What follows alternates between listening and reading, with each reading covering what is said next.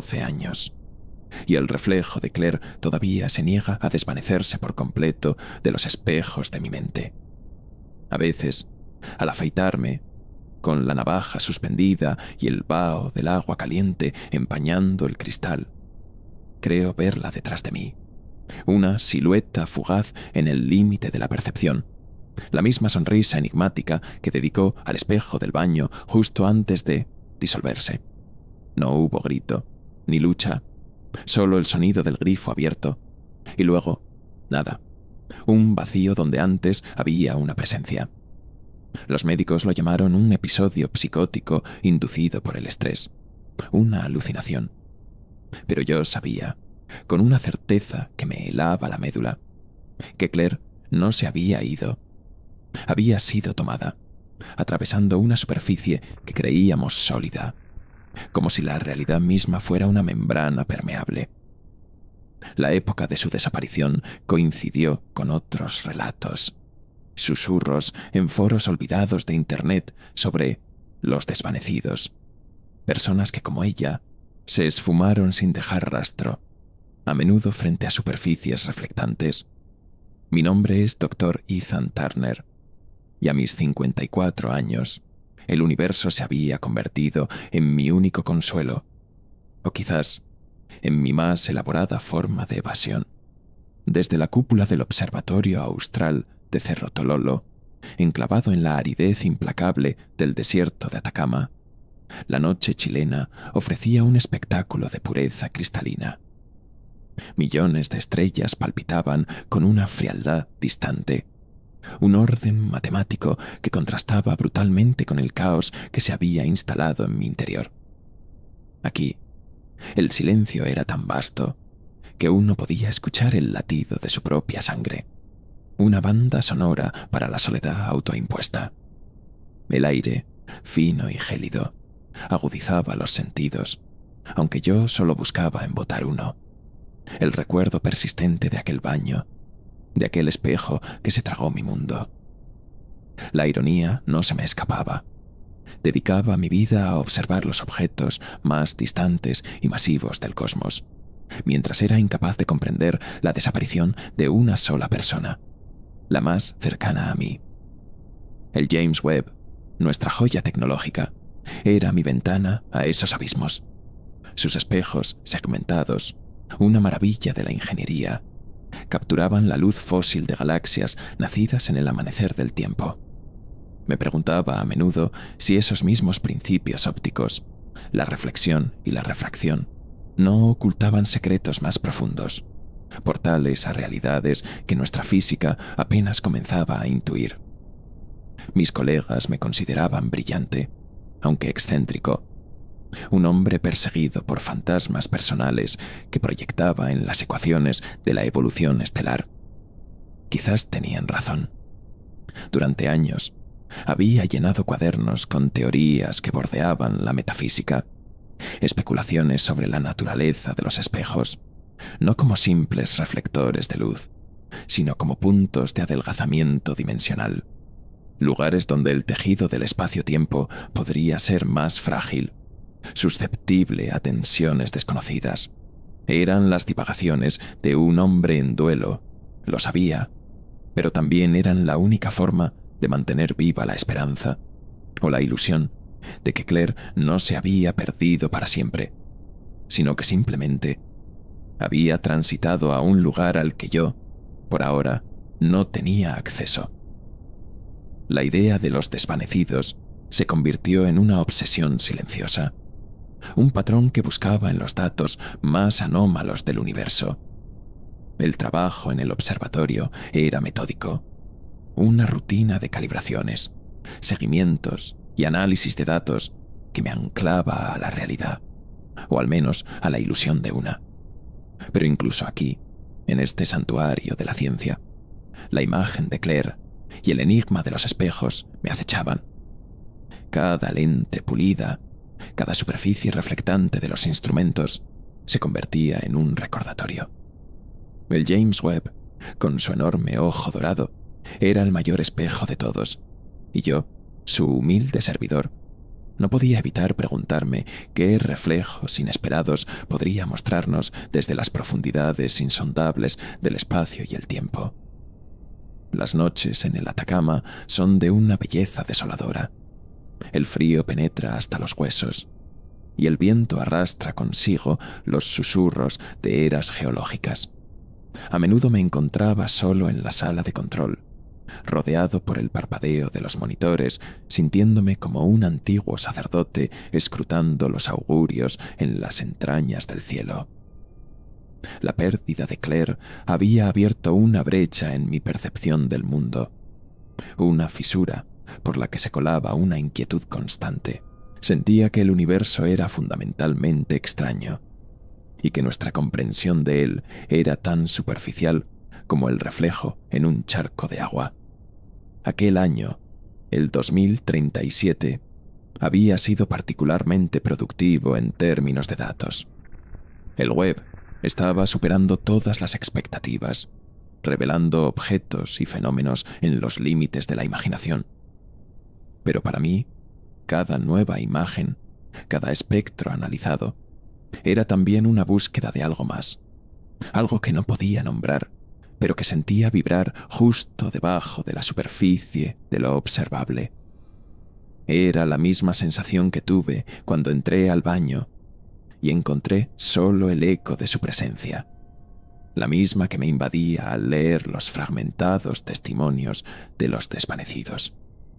El telescopio no solo miraba hacia afuera, de alguna manera también me obligaba a mirar hacia adentro, a confrontar ese vacío que Claire había dejado, un vacío que se asemejaba cada vez más al que intuía entre las galaxias. Era posible que el universo, en su vasta indiferencia, operara bajo principios de desaparición tan súbitos y absolutos como el que se llevó a mi esposa. La pregunta flotaba en el aire enrarecido de la montaña, sin respuesta, mientras los gigantescos motores del telescopio giraban con un gemido casi imperceptible, ajustando su mirada hacia otro rincón olvidado del infinito. Y así pasaban mis días y mis noches, entre la precisión matemática de la astrofísica y el caos insondable de mi propio duelo.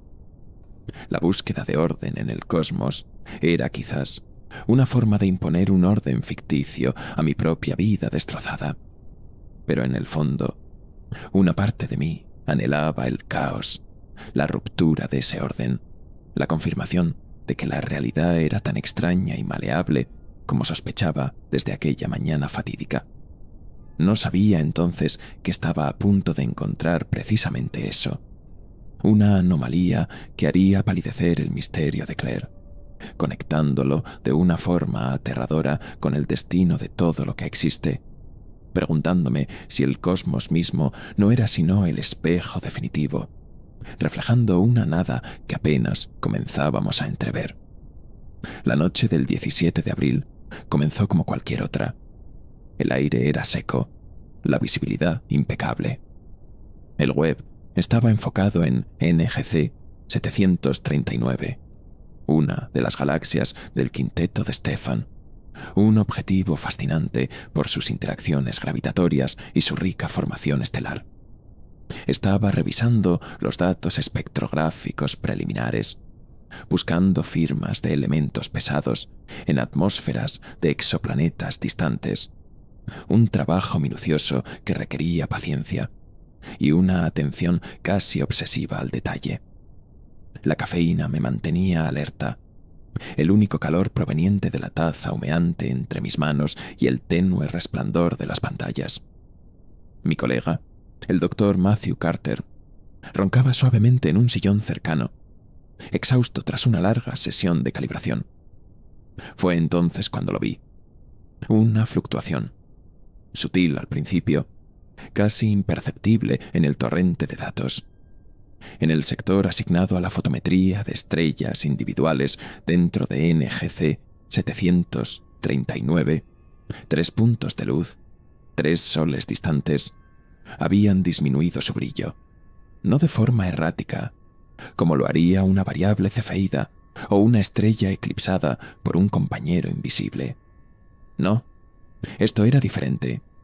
La disminución era precisa, casi deliberada. Un 4% en las últimas 6 horas de observación. Descarté un error instrumental. Los sistemas de autocomprobación del web eran redundantes y extremadamente fiables. Algo en el patrón me inquietó profundamente. Una familiaridad helada que no lograba identificar. Desperté a Matthew con un codazo menos gentil de lo que pretendía. «Carter, tienes que ver esto», murmuré, señalando la pantalla. Él, aún aturdido por el sueño, se frotó los ojos y se acercó, bostezando. Le expliqué mis observaciones. La atenuación anómala de las 3 estrellas. Al principio mostró el escepticismo habitual del científico ante cualquier dato fuera de lo común. «Desviación estándar. Nubes de polvo interestelar», sugirió, mientras sus dedos volaban sobre el teclado, verificando los registros históricos y los modelos de decaimiento estelar. Pero a medida que profundizaba, su expresión cambió. El bostezo se congeló en sus labios, reemplazado por una mueca de incredulidad. Las estrellas no solo se estaban atenuando, lo hacían en una progresión geométrica perfecta. Era como si alguien o algo estuviera apagándolas sistemáticamente, siguiendo un algoritmo invisible. La tasa de atenuación se mantenía constante, precisa hasta el 4º decimal. Corrimos simulaciones, comparamos con todos los fenómenos conocidos. Novas fallidas, colapsos de enanas marrones, interacciones teóricas con materia oscura. Nada encajaba. La elegancia matemática del evento era tan hermosa como aterradora. Era el tipo de orden que uno esperaría de una inteligencia, no del azar cósmico. «Ethan, esto no tiene sentido», balbuceó Matthew, su voz apenas un susurro. «Es como si estuvieran siendo borradas». La palabra borradas resonó en la sala de control, cargada de un peso ominoso. Me recordó instantáneamente a Claire, a la forma en que su imagen pareció desvanecerse del espejo, dejando solo el azogue frío. Un escalofrío recorrió mi espalda, tan intenso que dejé caer mi taza. El café se derramó sobre la consola, un charco oscuro que parecía absorber la luz de los monitores. Ninguno de los dos se movió para limpiarlo. Durante las siguientes horas, nos sumergimos en un frenesí de análisis. Ampliamos el campo de observación del web, redirigiendo tiempo de otros proyectos. Una decisión que sabíamos nos traería problemas. Pero la urgencia era demasiado grande, y el patrón continuó. Más estrellas en NGC 739 comenzaron a atenuarse, siguiendo la misma secuencia geométrica impecable, como puntos de una vasta ecuación cósmica que se resolvía ante nuestros ojos. No era una cadena de supernovas, ni un cúmulo estelar envejeciendo al unísono. Era algo activo, algo que se propagaba con una eficiencia escalofriante. La sensación de irrealidad era abrumadora. Estábamos presenciando un evento a millones de años luz de distancia, pero su impacto se sentía inmediato, visceral. Era como observar a un cirujano cósmico extirpando metódicamente órganos de un cuerpo galáctico. ¿Pero con qué propósito? ¿Y por quién? Las implicaciones eran demasiado vastas, demasiado aterradoras para contemplarlas plenamente. La ciencia se basa en la observación y la explicación. Pero ¿cómo explicar algo que parecía desafiar las leyes fundamentales de la naturaleza tal como las conocíamos? La comunicación con la sede central de la AEGIS, Agencia de Exploración y Guarda Interestelar, sería inevitable. El doctor Alexander Ford, mi antiguo mentor y ahora director de la agencia, exigiría un informe detallado, y no estaba seguro de cómo articular lo que estábamos viendo sin parecer un lunático. «Cosecha estelar», murmuró Matthew, con los ojos fijos en la pantalla donde otra estrella comenzaba su inexorable descenso hacia la oscuridad. La frase flotó en el aire, absurda, y sin embargo terriblemente adecuada. Mientras el amanecer teñía de púrpura los picos andinos, marcando el fin de nuestra ventana de observación, sentí que algo fundamental había cambiado.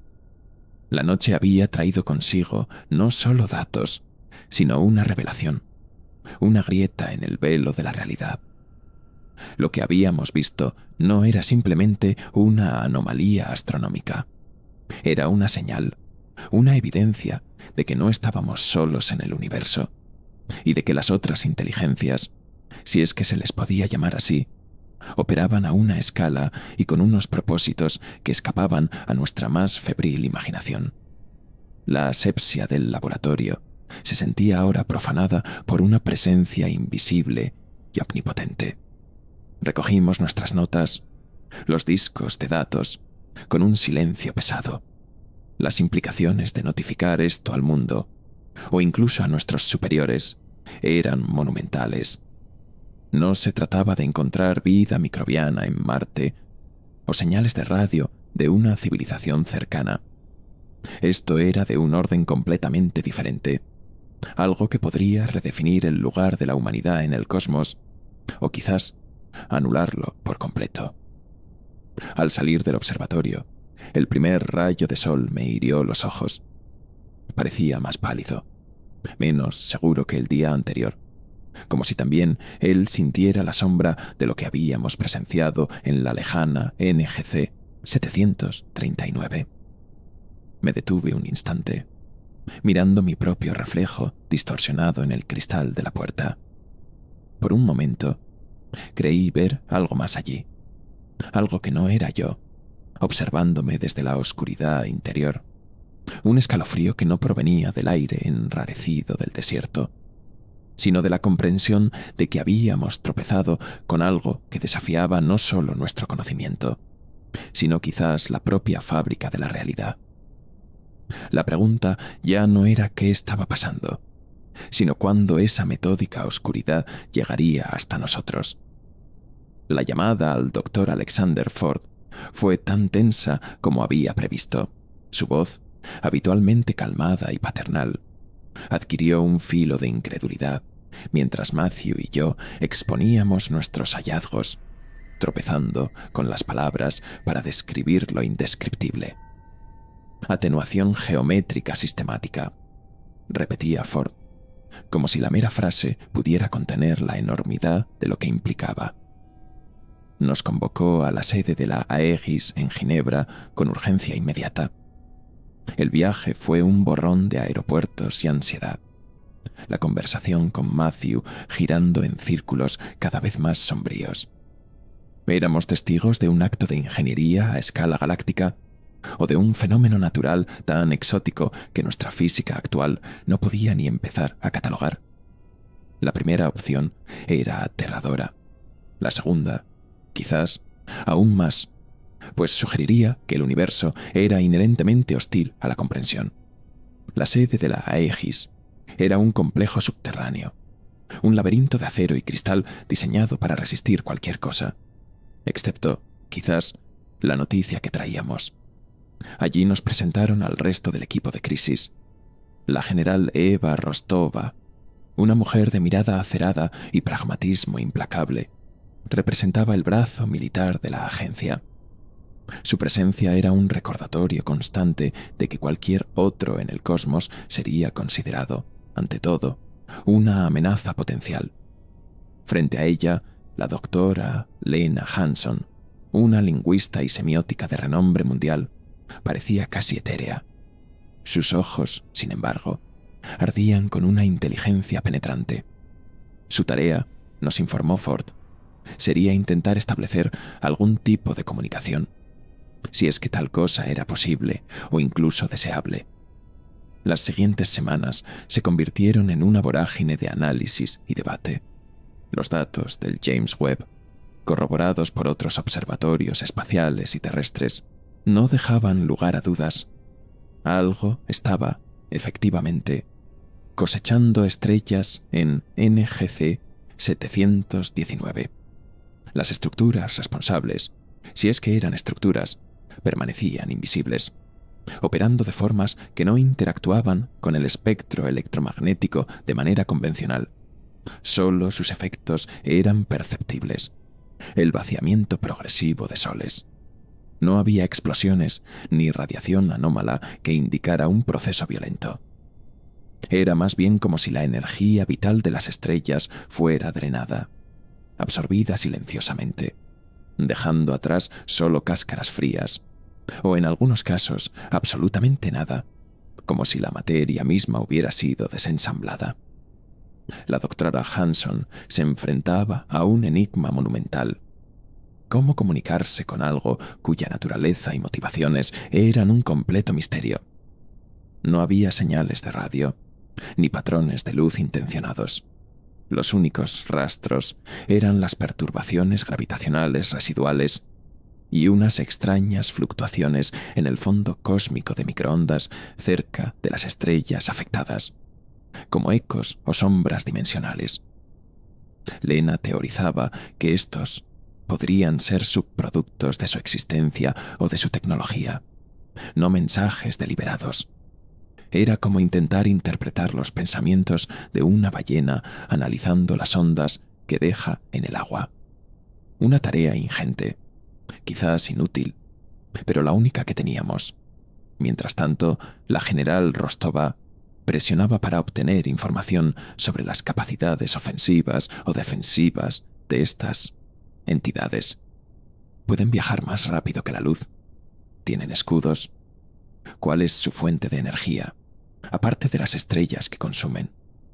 Preguntaba, su voz resonando en la sala de guerra. Pero solo encontrábamos silencio en los datos. Eran un vacío de información, una ausencia que gritaba poder.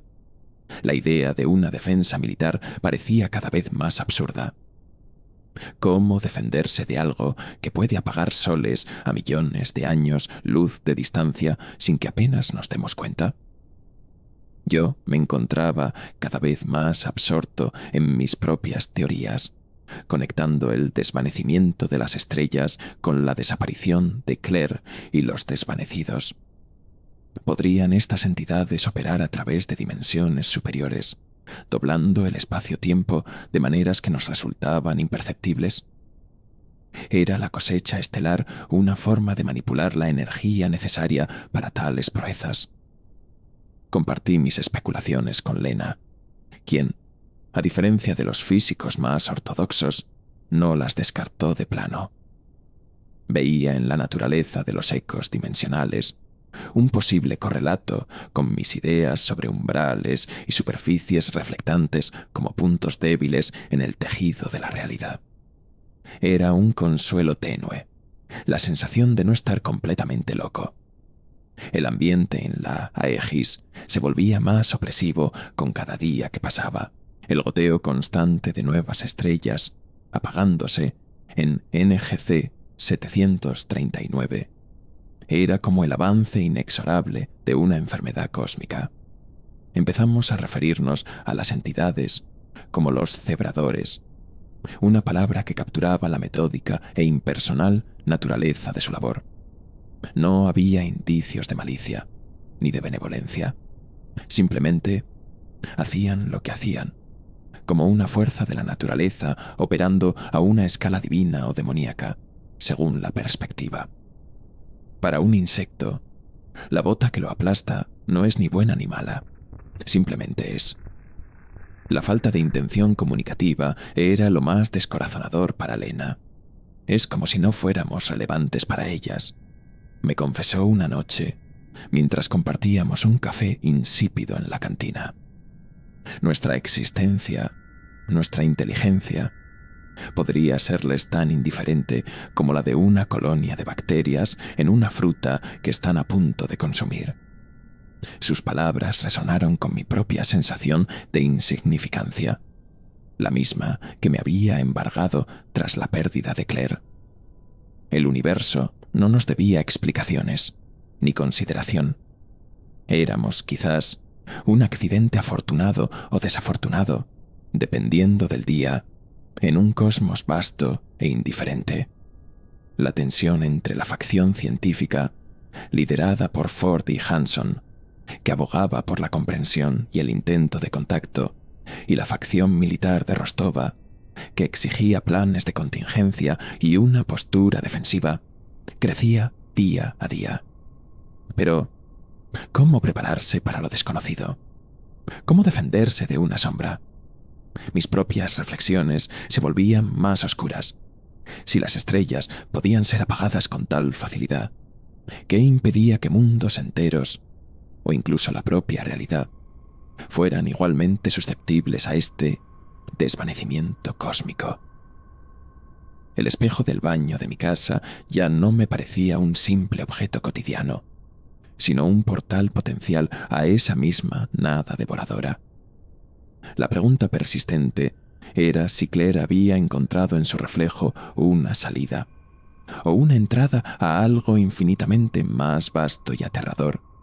El primer indicio de que los cebradores estaban más cerca de lo que nadie se atrevía a imaginar llegó no como una flota de naves surgiendo del hiperespacio, ni como un mensaje críptico interceptado por nuestros radiotelescopios. Llegó como una sutil pero inconfundible distorsión en los datos gravitacionales provenientes de la nube de Oort, la vasta y helada frontera de nuestro propio sistema solar. No había una firma visual, ningún objeto detectable. Simplemente, el espacio-tiempo en esa región remota había comenzado a comportarse de manera anómala, como si una masa invisible e inmensa estuviera manifestándose allí. No había viajado de forma convencional.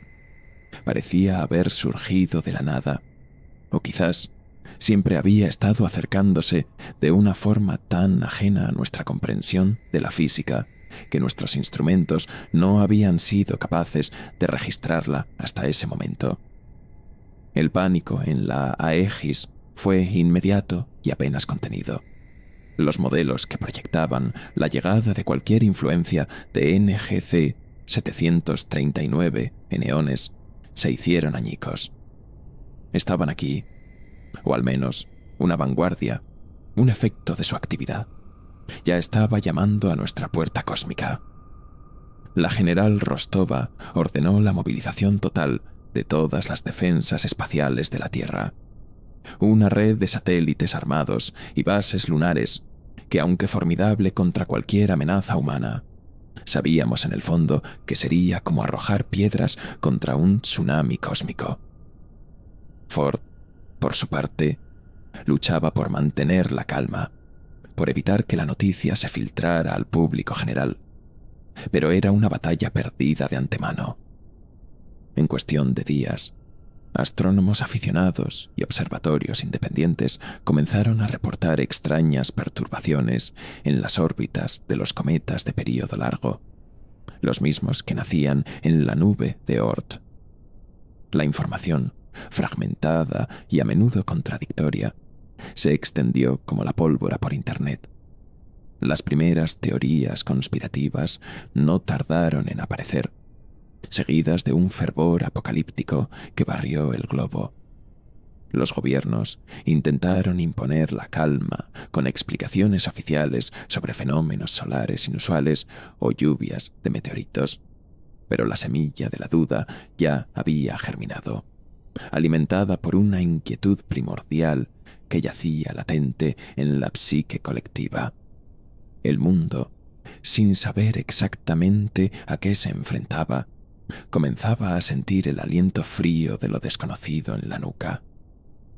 Para la doctora Hanson, esta nueva proximidad era tanto una oportunidad desesperada como una fuente de inmensa frustración. Intensificó sus esfuerzos, reconfigurando antenas para captar cualquier emisión, por sutil que fuera, desde la nube de Oort. Pero los patrones seguían siendo tan esquivos como siempre. Las fluctuaciones dimensionales, los ecos que parecían ser la única firma de los cebradores, se volvieron más pronunciados, pero no más comprensibles. Era como escuchar el crujido de un glaciar y tratar de discernir en ello un lenguaje. La desesperación comenzaba a teñir su voz habitualmente mesurada. «Es posible que ni siquiera se percaten de nosotros, Ethan», me dijo, con los ojos enrojecidos por la falta de sueño. «O si lo hacen, que nuestra existencia sea tan irrelevante para sus propósitos como el polvo en una herramienta». Yo sentía una certeza helada crecer en mi interior, una resignación que iba más allá del miedo. No estaban viniendo hacia nosotros en el sentido de una invasión o una misión de reconocimiento. Nosotros, nuestro sistema solar, éramos simplemente el siguiente punto en su ruta, una parada más en su ciclo incomprensible de cosecha. La idea me resultaba extrañamente familiar, como si la desaparición de Claire hubiera sido un ensayo a pequeña escala, una prueba de la indiferencia fundamental del universo.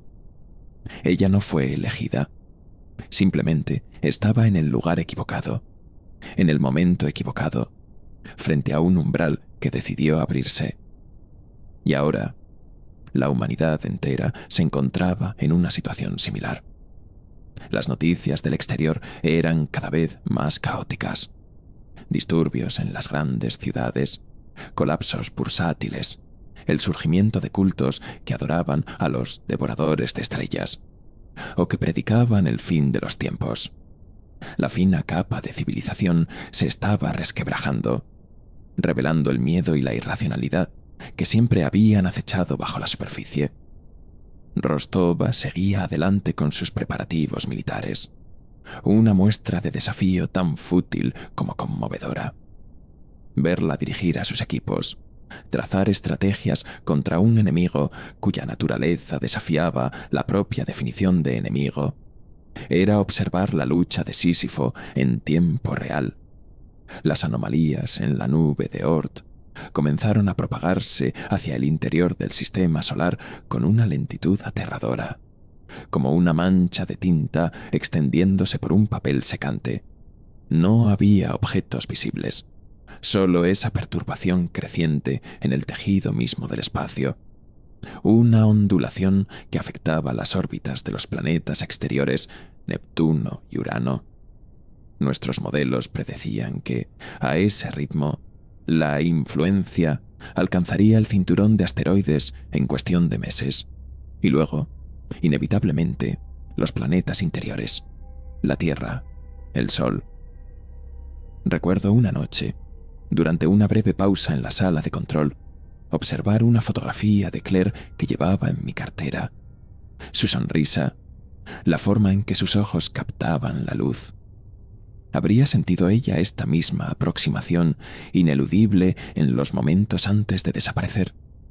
Una distorsión en la realidad, una presión invisible. La idea de que su destino personal y el destino cósmico de la humanidad pudieran estar entrelazados por principios tan extraños y ajenos me resultaba a la vez aterradora y extrañamente consoladora. Quizás no había sido un acto aleatorio de locura, sino parte de un patrón mucho más grande, incomprensible, pero no por ello menos real. Ford intentó dirigirse al mundo, un mensaje grabado transmitido a todas las naciones, hablando de desafíos astronómicos sin precedentes y de la unidad de la humanidad frente a lo desconocido. Pero sus palabras sonaban huecas, incluso para nosotros, que conocíamos una fracción de la verdad. ¿Cómo pedir unidad frente a algo que podría borrarnos de la existencia sin siquiera registrar nuestra protesta? La pregunta que flotaba en el aire, no formulada, pero omnipresente, era si los cebradores eran el gran filtro del que tanto hablaban los astrobiólogos. La prueba definitiva que ninguna civilización, por avanzada que fuera, podía superar. Y nosotros estábamos a punto de enfrentarlo, completamente desprevenidos, armados solo con nuestra limitada comprensión y nuestra aún más limitada capacidad de respuesta. El silencio desde la nube de Oort era más elocuente que cualquier declaración de guerra. Era el silencio de lo inevitable. La llegada no fue una invasión, sino una manifestación. Un día, sin previo aviso, más allá de las perturbaciones que ya nos acosaban, simplemente estuvieron allí. No surgieron de la negrura del espacio como naves, sino que parecieron condensarse desde el propio vacío, como si el tejido de la realidad se hubiera plegado sobre sí mismo para darles forma. Eran estructuras, si esa palabra aún tenía algún significado, de una escala que empequeñecía nuestros conceptos, geometrías imposibles que herían la vista, ángulos que no deberían existir en un universo tridimensional, superficies que absorbían la luz de una manera que sugería dimensiones adicionales enrolladas dentro de ellas. Se extendían por el sistema solar interior como una red de sombras colosales, indiferentes a los planetas que orbitaban a su alrededor. Desde la Aegis observamos, con una mezcla de terror y fascinación paralizante, la doctora Hanson, pálida como un fantasma, murmuraba para sí misma, intentando encontrar algún patrón, alguna lógica en sus movimientos o en su mera presencia, pero era como intentar leer la arquitectura de un sueño. La general Rostova dio la orden. La flota combinada de la Tierra, todos nuestros satélites de defensa, nuestras bases lunares, lanzaron sus arsenales. Misiles nucleares, rayos de partículas, armas cinéticas. Todo lo que la ingeniosidad humana había concebido para la destrucción se dirigió hacia las siluetas imposibles. Y no ocurrió nada, absolutamente nada. Las armas simplemente desaparecían al acercarse, absorbidas, sin rastro, sin explosión, sin la menor fluctuación en las entidades. Era como arrojar guijarros a un agujero negro. La impotencia fue una losa que nos aplastó a todos. El doctor Ford, que había mantenido una compostura férrea durante toda la crisis, se derrumbó en su silla, con la cabeza entre las manos. Rostova permaneció rígida, su rostro una máscara de incredulidad y furia contenida, pero sus ojos reflejaban la comprensión de una derrota total y absoluta. Nuestros mejores esfuerzos, la culminación de siglos de desarrollo científico y militar, eran menos que nada para ellos. Éramos insectos tratando de desviar el curso de una montaña. Y entonces, sin prisa, sin ninguna señal de agresión o comunicación, comenzaron su trabajo. Varias de estas presencias se desplazaron hacia el Sol. No lo rodearon como lo haría una esfera de Dyson. No desplegaron apéndices mecánicos. Simplemente se posicionaron, y el Sol comenzó a cambiar. Al principio fueron sutiles fluctuaciones en su corona, extrañas eyecciones de masa que no seguían los patrones conocidos de la actividad solar. Luego, nuestros instrumentos detectaron las primeras caídas en su luminosidad total. Pequeñas, apenas un 0.01%, pero inconfundibles y, lo más aterrador, constantes y progresivas. Estaban drenando nuestra estrella. No hubo un ultimátum, ni una declaración de intenciones. No hubo reconocimiento de nuestra existencia.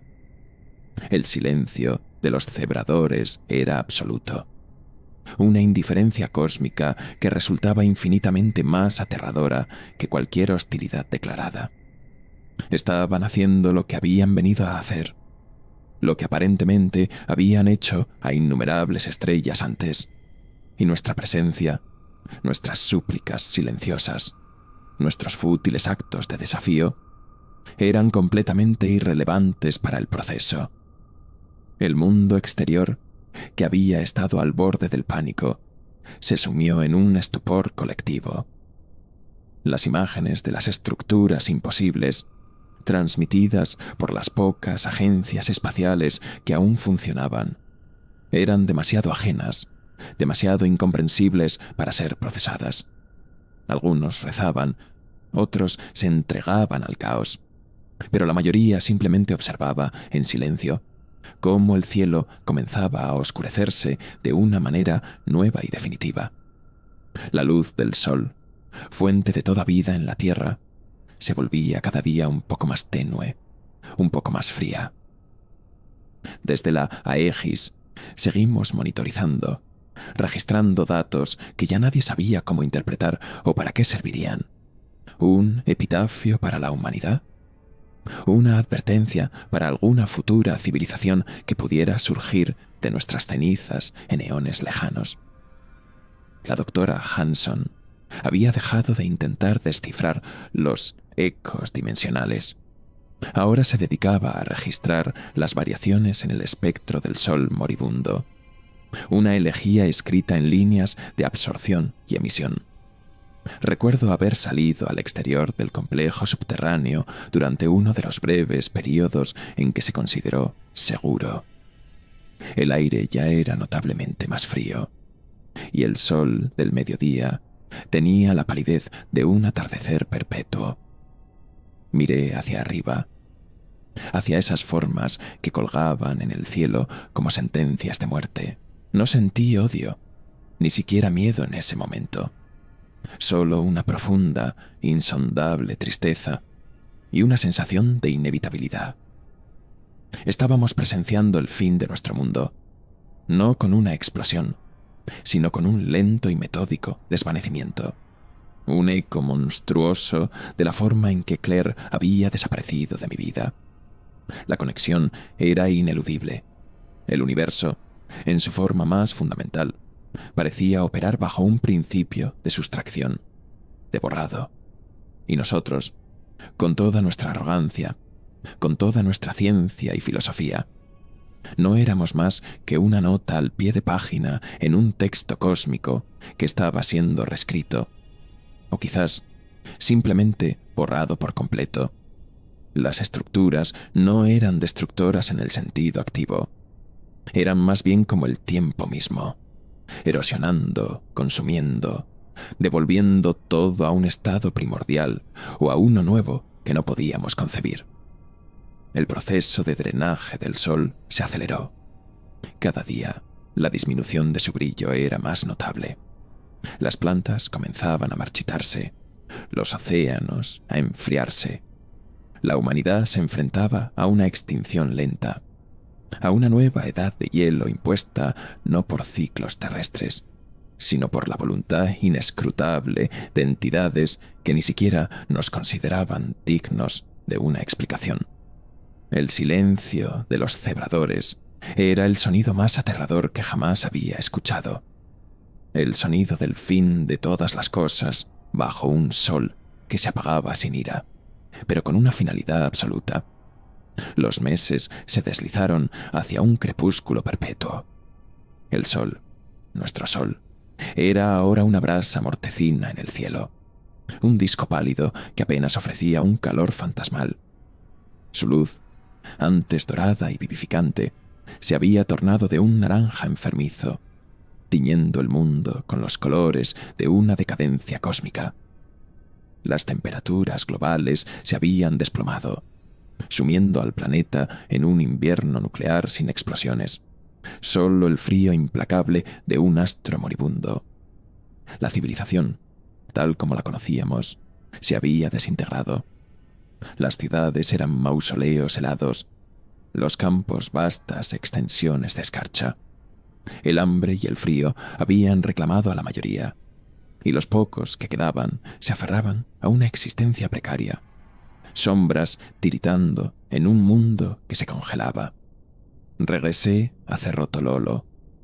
No sé exactamente por qué. Quizás fue el instinto del astrónomo de ser el último testigo, o simplemente la necesidad de encontrar un final en el lugar donde todo había comenzado a revelarse. El observatorio estaba cubierto por una gruesa capa de hielo. sus cúpulas como cráneos blancos contra el cielo plomizo. La mayoría del personal había huido o perecido. Solo quedábamos unos pocos, espectros aferrados a la rutina de una ciencia que ya no tenía propósito, salvo el de documentar nuestra propia extinción. Utilizando generadores de emergencia, logramos mantener operativos algunos instrumentos, apuntando nuestros telescopios no ya con esperanza, sino con la resignación de quien lee la última página de un libro terrible. Los cebradores seguían allí, siluetas contra la penumbra estelar, indiferentes a la agonía del planeta que orbitaba bajo ellos. Su trabajo continuaba, metódico, eficiente. La energía del sol era desviada, absorbida, canalizada hacia propósitos que escapaban a nuestra comprensión. No eran hostiles. La hostilidad implica una relación, un reconocimiento del otro. Para ellos, éramos menos que microbios en el polvo de una estrella que estaban limpiando. Su indiferencia era la verdad última, la lección final del universo. A menudo pensaba en Claire, en la forma en que se desvaneció frente al espejo. Ahora, el mundo entero se desvanecía de una manera similar, volviéndose más tenue, más irreal con cada ciclo de rotación de este planeta moribundo. Había cruzado ella un umbral hacia esta misma nada devoradora, o hacia algo más allá, algo que su mente, de alguna manera, había anticipado. El misterio de su desaparición ya no me parecía un evento aislado, sino un fractal del evento cósmico que ahora nos consumía a todos. El universo no solo contenía espejos. Quizás el universo era un espejo, reflejando la vacuidad o la otredad que subyace a toda existencia. Una noche, mientras observaba lo que quedaba del sol a través del ocular helado, una extraña calma me invadió. El miedo se había agotado, la desesperación se había congelado. Solo quedaba una curiosidad distante, la del científico que observa el colapso final de su experimento. En la oscuridad creciente, nuevas estrellas comenzaban a brillar con una intensidad que antes era opacada por nuestro sol. Eran frías, distantes, agujas de luz en un tapiz infinito de negrura. Recordé las palabras de un poeta antiguo. Somos el sueño de un dios indiferente. O quizás ni siquiera eso. Quizás solo éramos una fluctuación aleatoria, una breve y febril consciencia en un océano de materia y energía que seguía sus propias leyes inescrutables. La existencia, me di cuenta, no era un derecho, ni un regalo.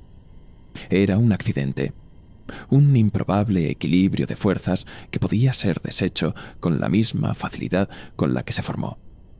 Y en esa comprensión encontré una extraña forma de paz. No importaba nuestra ciencia, nuestra arte, nuestros amores o nuestros odios. Éramos parte de un ciclo mucho más grande, uno que no comenzaba ni terminaba con nosotros. Éramos polvo de estrellas, y al polvo, de una forma u otra, regresaríamos.